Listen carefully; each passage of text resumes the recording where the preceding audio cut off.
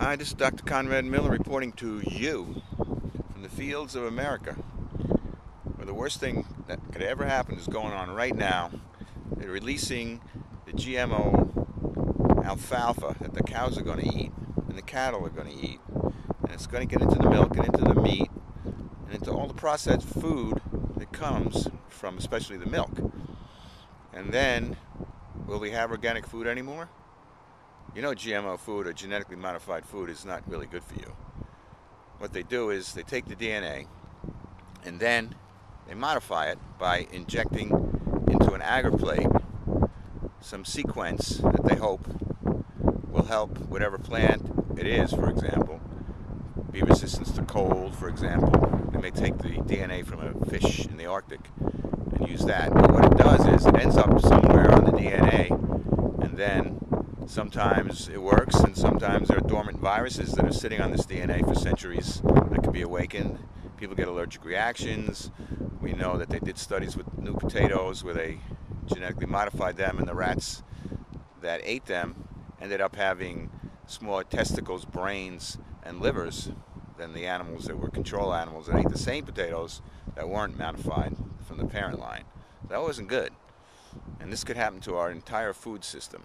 At the same time, our wonderful Secretary of Agriculture, Tom Vilsack, who was the Biotech Governor of the Year, has decided that we're going to release the genetically modified sugar beets that will constitute 50% of the sugar in the United States, and there won't be any labeling, and people won't know it, and all the sugar will be GMO as far as we know.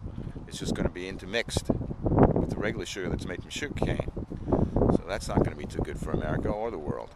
So our entire food system is threatened by this, and this is something that's happening right now. This is something that can't go back into the bottle. The genie may come out, but once the food's out, once these life forms are out, they can't go back into the bottle. And the pollen from the alfalfa, for example, is going to go out into these kind of fields. And they'll get into your cow once they eat the alfalfa, the hay, and then they'll get into your milk. And for example, the milk that we have today, about 18% of our cows are injected with bovine growth hormone, which is genetically modified. And it turns out that the cow's milk that comes out has 10 times the amount of IGF, which is growth factor. And that amount of growth factor has been linked to breast and prostate cancer and colon cancer. So that's why you shouldn't drink milk that comes from the cows that are injected with this hormone every 2 weeks. Another wonderful thing from our technology. So call your senators, call your congressmen, and stop this as soon as you can. You can call Washington 224-3121, 202-224-3121. That's the number to call your senators and your representatives to stop this immediately before it's too late.